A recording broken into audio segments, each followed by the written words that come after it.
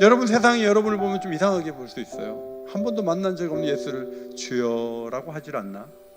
한 번도 만난 적이 없는 성부 하나님을 아버지라고 하지 않아? 근데 우리는 옛날부터 알던 아버지, 계속 관계를 가져온 아버지처럼 아버지 하고요, 십자가에 죽으신 그 그리스도를 주님이라고 할 때 조금 더 어색함을 느끼지 않아요. 왜냐하면 우리에게 밝히 본 것처럼 분명하게 인격적인 관계가 맺혀져 있고 교제하고 있기 때문에.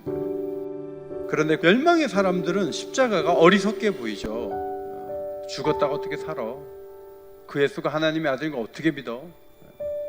그래서 어떻게 보면 여러분, 그 군병들, 무덤을 지키던 군병들이 다 예수를 믿어야 돼요. 그런데 현장에 있으면서 불구하고 도망치고 없잖아요. 십자가의 도가 멸망하는 자들에게는 미련한 것입니다.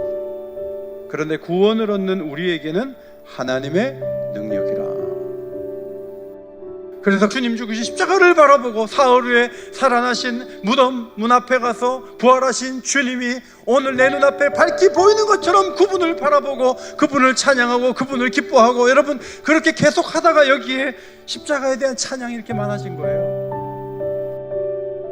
누구는 작곡도 하고 작시도 해서 찬송가까지 들어왔는데 일평생 한번 십자가를 생각하면서 시를 써본 적도 없고 글도 써본 적도 없고 친구들하고 10분 이상 십자가에 대해서 얘기해 본 적도 없고 복음을 전한 적도 없이 살아가면서 어떻게 십자가가 그 중심에 찾아올 수 있겠어요?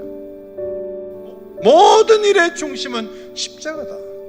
십자가를 말하고 십자가를 찬양하고 십자가를 기뻐하고 십자가 앞으로 나아가고 십자가가 최고라고 사람들에게 선포하고, 그렇게 함으로 밝히 보였던 사건이 오늘도 보는 것처럼 여러분의 삶의 중심에 십자가가 세워지기를 주의 이름으로 축원합니다. 빛난 면류관 받기까지 십자가 붙잡아야 돼요. 최후 승리를 얻기까지 십자가 사랑해야 돼요. 십자가를 처음 예수님 믿을 때 잠시 봤던 것으로 끝나면 안 돼요. 계속 십자가를 붙잡아야 돼요. 십자가를 자랑해야 돼요. 역사의 중심에 내가 있지 않고 예수님이 계신 것을 항상 고백해야 돼요. 우리에는 약함도 있고 후회스러운 일도 있어요. 그런데 거기에 계속 머물면 안 돼요. 주의 강함을 보고 그 놀라운 희생으로 인해 내가 오늘 여기 있다.